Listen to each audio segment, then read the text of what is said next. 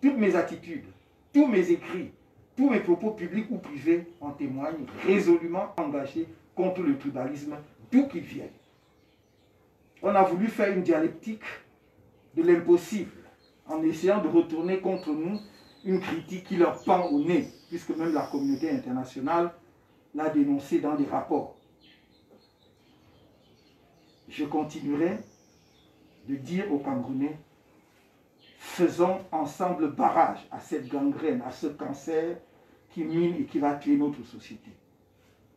Les gens peuvent arborer toutes sortes d'uniformes, adopter toutes sortes de postures pour se réfugier et distiller le mensonge. Mais on sait, et on va juger chacun suivant ses faits, suivant ses actes, suivant ses propos. Une fois que j'ai dit cela, je voudrais vous dire la petite allocution que j'ai, des circonstances que j'ai préparées à l'occasion de cette deuxième cérémonie de remise de dons à Survie Cameroun Survival Initiative.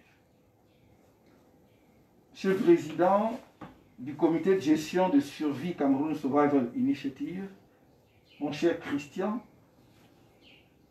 le 30 avril 2020, déjà, nous étions réunis ici pour une première cérémonie de remise d'un don composé de 10 000 masques barrières, 6 800 masques chirurgicaux, 950 tests de dépistage de Covid-19.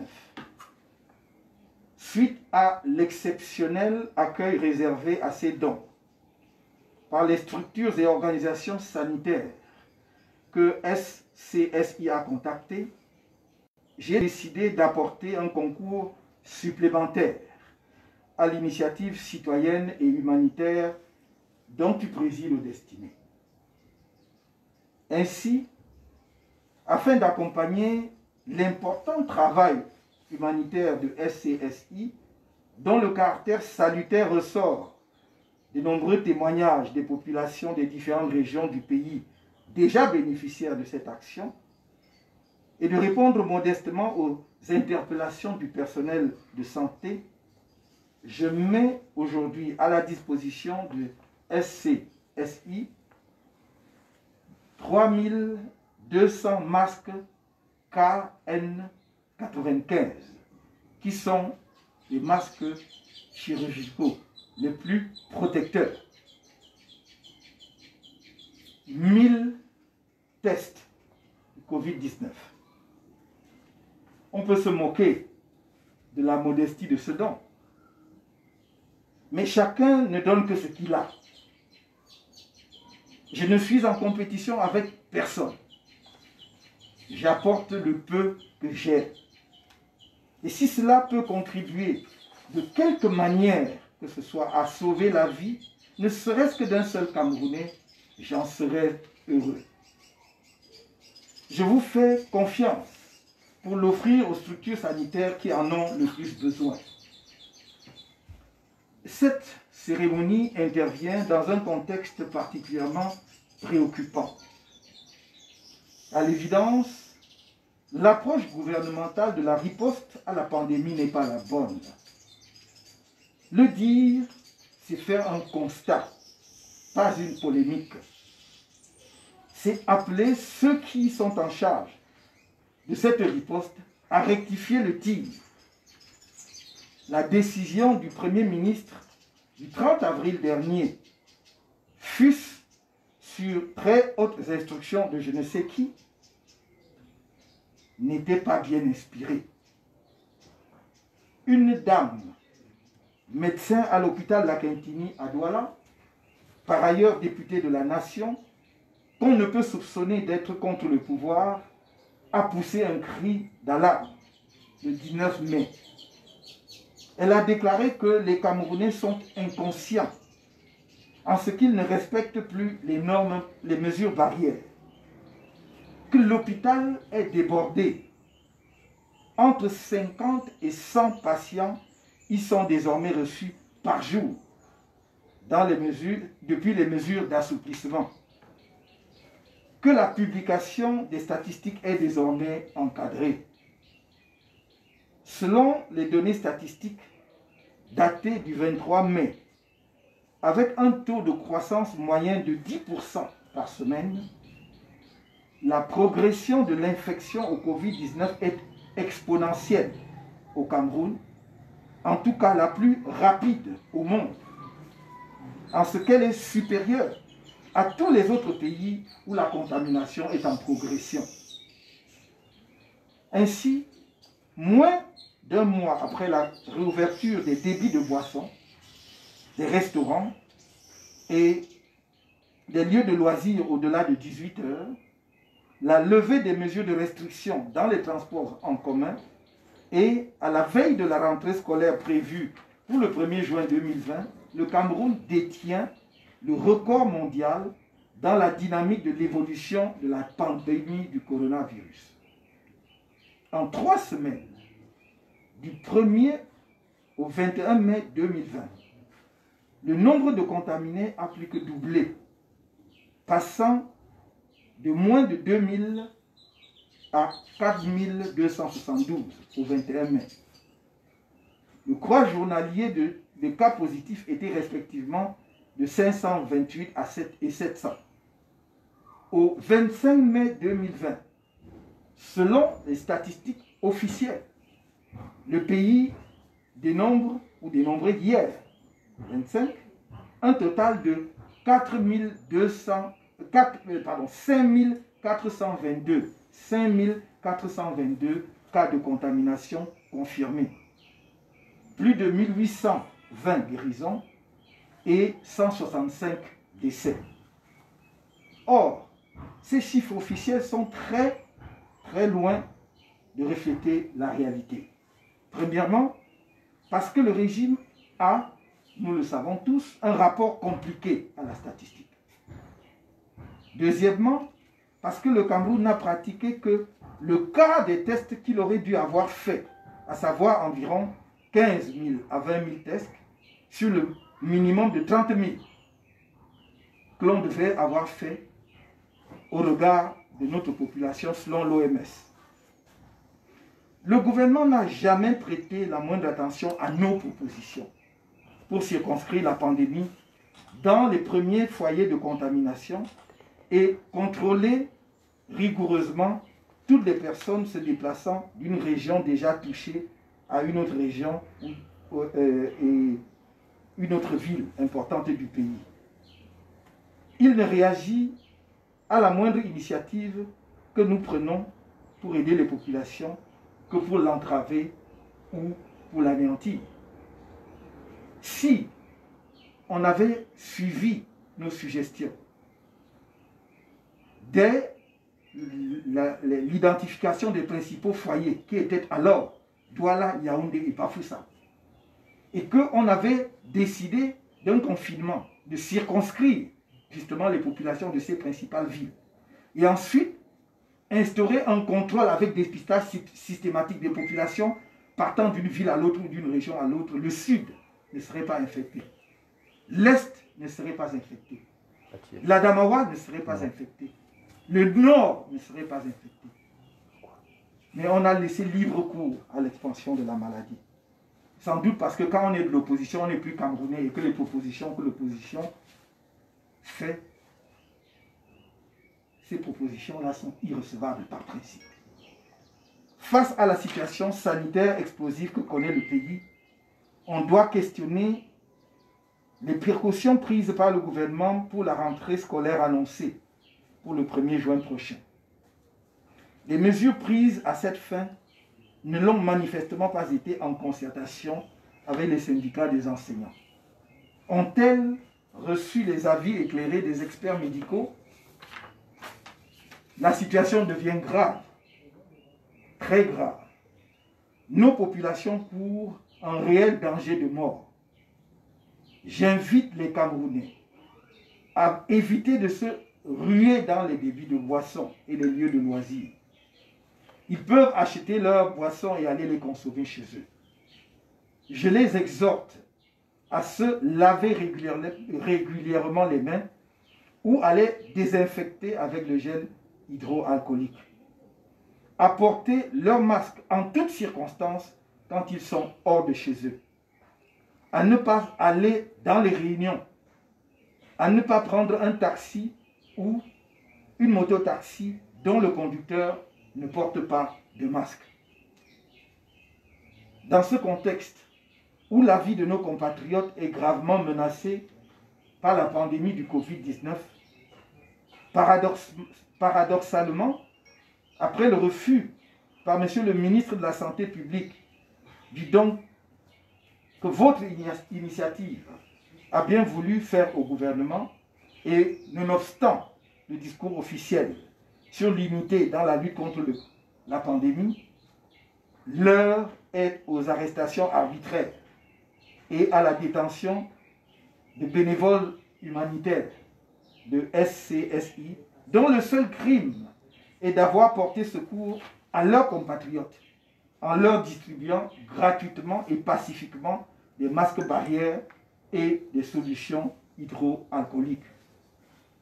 Je saisis cette occasion pour réitérer une fois de plus ma demande de voir le gouvernement engager une réelle décongestion de nos prisons, qui sont, en raison de leur très grande promiscuité, des hauts lieux de potentielle transmission du Covid-19. À la suite de l'appel du haut-commissaire aux droits de l'homme des Nations Unies du 25 mars 2020, de nombreux pays, notamment africains, ont procédé à la libération de milliers de prisonniers, dont de nombreux prisonniers politiques. Sauf à vouloir assumer la responsabilité d'avoir laissé les prisonniers se contaminer et mourir, le gouvernement doit, en plus de la mesure déjà prise le 16 avril 2020, aller plus loin en libérant encore plus de prisonniers, à commencer par les prisonniers politiques. Le contexte actuel de crise sécuritaire, sociale, politique et économique, aggravé par la crise sanitaire mondiale en cours, exige plus que jamais une implication personnelle de celui qui assume les fonctions de chef d'État. Sa non-implication directe fait courir au pays un risque de déroute dont on perçoit les signes avant-coureurs. Le Cameroun ne peut continuer d'être piloté à vue. Si je pouvais oser une métaphore, je rappellerais qu'un berger a pour mission de veiller sur chaque brebis de son troupeau. Il rassure par sa présence et sa voix. Il est temps de mettre bon ordre dans la direction du pays. Et ceux qui savent la vérité ont un devoir de vérité vis-à-vis du peuple camerounais. On ne peut reprocher à un être humain, fût-il chef d'un État, d'être malade ou indisponible. En revanche, le peuple a le droit de savoir, car rien de ce qui le concerne n'est indifférent à la nation.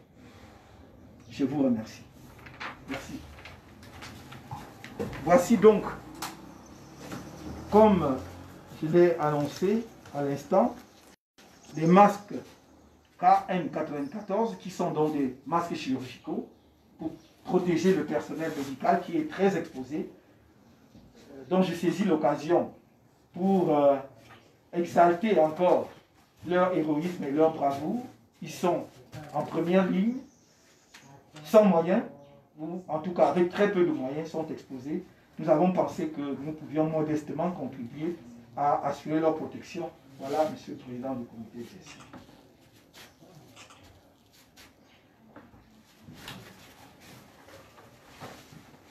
Ensuite, donc, ça, ce sont les tests de dépistage.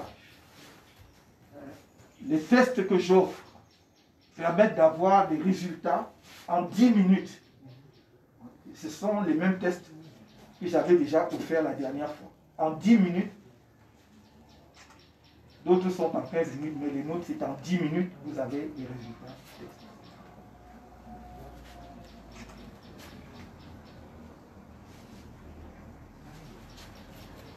Monsieur le Président, Monsieur le Président, c'est Maurice. Je ne peux pas laisser passer cette occasion. Tu as tout dit, mais je ne peux pas laisser passer cette occasion sans rappeler, à la suite des agressions qui se sont passées ici hier, sans rappeler à ceux qui prétendent que le Cameroun est un État de droit, que le chef de l'État, celui qui veut l'être, celui qui prétend l'être, sa première mission est de garantir l'État de droit.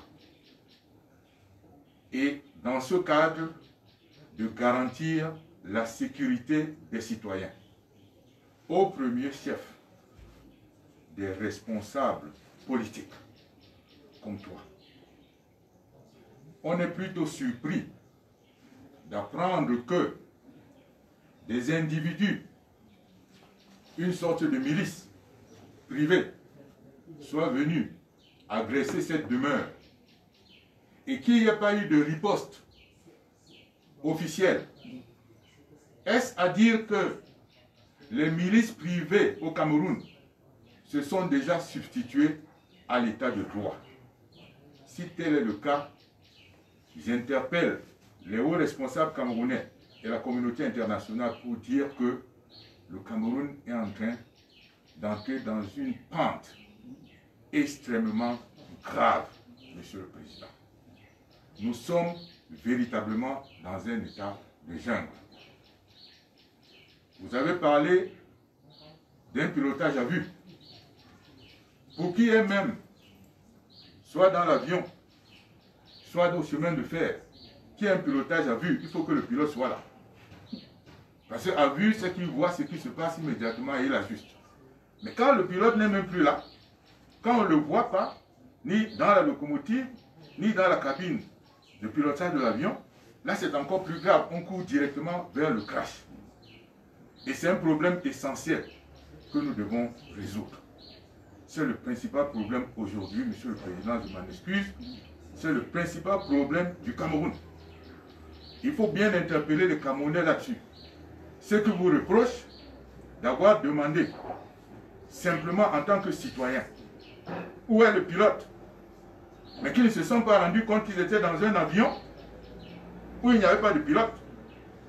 Et vous, qui avez le regard perspicace, vous vous êtes rendu compte qu'il n'y avait pas de pilote dans l'avion et qu'on courait tous le risque d'un crash. Et vous avez posé la question, où est le pilote? Et il y en a qui vous demandent, c'est qui Kamto? Comme si, déjà, en tant que passager dans cet avion, vous n'aviez pas le droit de poser la question, de savoir où est le pilote.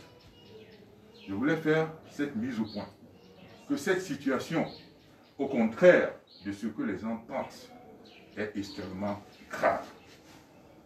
Deuxièmement, je voudrais dire que, sans revenir sur tout ce que vous avez dit, les mesures que vous aviez préconisées dès le lancement de l'initiative Survie pour protéger les populations camerounaises étaient les bonnes. Et c'est ce que confirment aujourd'hui les statistiques. La propagation de cette maladie est dans une phase accélérée. Et il est regrettable, vous le voyez tous, qu'alors qu'on est au pic de l'épidémie, le gouvernement ait décidé de déconfiner. That was irresponsible and criminal. C'était irresponsable et criminel. Excusez-moi, Monsieur le Président, de le dire ici. Parce qu'on expose la vie. En fait, on a jeté les Camerounais en pâture dans la gueule du Covid-19. C'est ça la situation que nous vivons. Vous avez rappelé maintenant nos volontaires, nos bénévoles, qui justement, parce que si sensibles aux souffrances de vos compatriotes, vous avez initié cette opération de survie pour venir en aide à nos compatriotes. On vous le reproche même. Parce que nous sommes rentrés là dans l'ostracisation du nom du parti on confond tout. Et dans ce cadre, je vous rappelle que les bénévoles prennent le risque eux-mêmes. Prennent le risque eux-mêmes. Je ne veux pas vous... J'espère que vous le savez. Nos jeunes gens là prennent le risque quand ils distribuent ça. Et ils le font. Et vous voyez les policiers, les machins, venir les arrêter. On les met en prison. On est dans quel pays? On est absolument étonné. Il y en a 4 qui sont aujourd'hui arrêtés à 100 millimètres. Il y en a plus d'une douzaine qui ont été arrêtés en distribuant les produits au sud. J'ai posé la question aux autorités. Il faudrait qu'ils nous disent, excusez-moi Monsieur le Président, si le sud fait partie du Cameroun. Parce que j'observe que chaque fois qu'il y a quelque chose qui doit se passer au sud, mais qui n'a pas été initié par le régime, ni par le parti, soi-disant au pouvoir, c'est toujours, les gens font toujours l'objet d'ostracisation. Alors, est-ce qu'ils veulent réduire les populations du Sud à rester confinées dans leur région, ou dans cette région précisément, et à ne pas jouir des bienfaits de tout le territoire camerounais? Parce qu'ils sont libres. C'est vous qui êtes juriste. C'est vous qui parlez des droits fondamentaux, des libertés fondamentales. Je pense que nos frères du Sud méritent également de pouvoir sortir du Sud, aller sur n'importe quel espace du Cameroun et en jouir.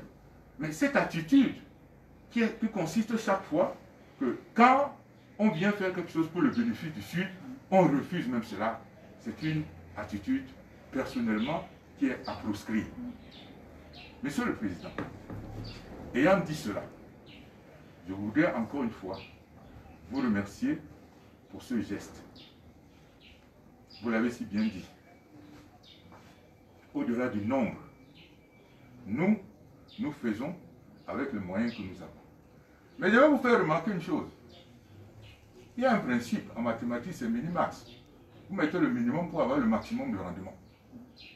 Vous voyez, avec le peu que nous avons, nous obtenons un maximum de rendement. Ça veut dire que nous savons utiliser les maigres ressources que nous pouvons avoir, mais qui pour nous sont déjà énormes, parce que ces ressources viennent d'individus.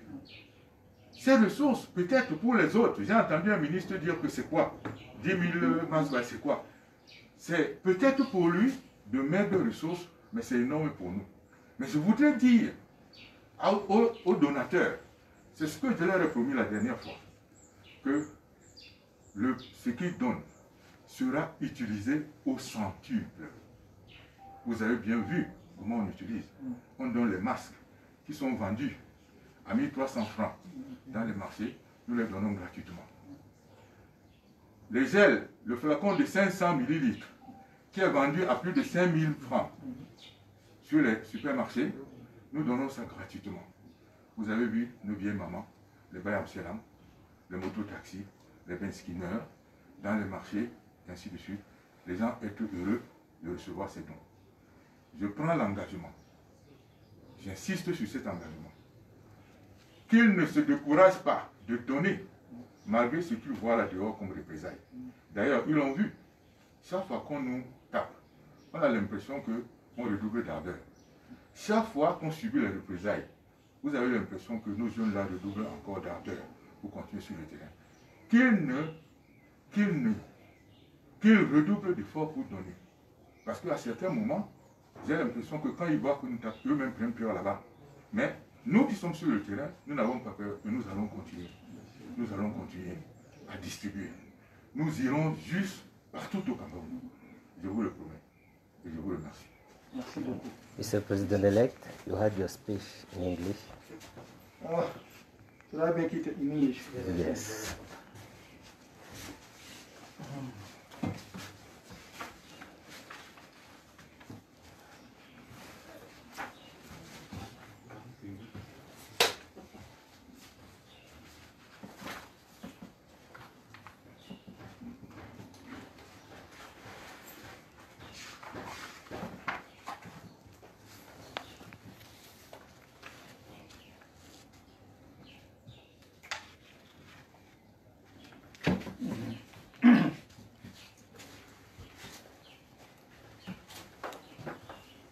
chairman of the management committee of Survie Cameroon Survival Initiative, SCSI. My dear Christian, on April 30th, 2020, we were gathered here for a first ceremony to present a donation composed of 10,000 barrier masks, 6,800 surgical masks, 950 test kits for COVID-19. Following the exceptional reception reserved for these donations by health services and organizations that SCSI contacted, I decided to bring an additional contribution to the citizen and humanitarian initiative over which we preside. Thus, in order to accompany the important humanitarian work of SCSI, whose salutary character is evident from the numerous testimonies of the populations of the different regions of the country who have already benefited from this action, and to modestly respond challenges raised by health personnel, I'm making available to SCSI 3,200 KN1955 mask, which is the most protective for the medical personnel, and 1,000 COVID-19 tests. The modesty of this gift may be mocked at, but we can only give what we have. I'm not competing with anyone. I bring what little I have, and if it can help in any way to save the life of even a single Cameroonian, I will be happy to do so. I trust you to offer it to the health facilities that need it the most. This ceremony is taking place in a particularly worrying context. Clearly, the government's approach and response to the pandemic is not the right one. To say this is an observation, not a polemic.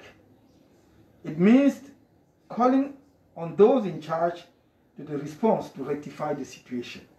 The Prime Minister's decision of 30th April, even if it was based on very high instructions from God, alone knows who, was not well inspired. A female doctor at the Lakentini Hospital in Douala, who is also a member of the National Assembly, who cannot be suspected of being against the government, sounded the alarm on 19 May. She declared that Cameroonians are unconscious in that they no longer respect barrier measures, that the hospital is overwhelmed. Between 50 and 100 patients are now being seen there every day since the relaxation of measures, that the publication of statistics is now regulated.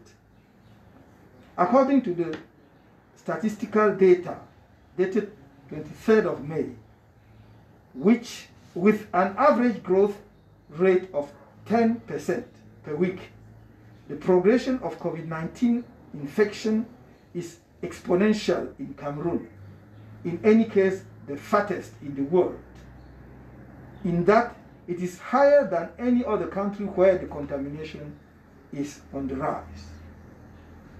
Thus, less than a month after the reopening of bars, restaurants and leisure spots beyond 6 p.m., the lifting of restrictions in public transport, and on the eve of the start of the school year, scheduled for the 1st June 2020, Cameroon holds the world record in the dynamics of the evolution of the coronavirus pandemic. In 3 weeks, from the 1st to the 21st May 2020, the number of infected people more than doubled from less than 2,000, from less than 2,000 to 4,272.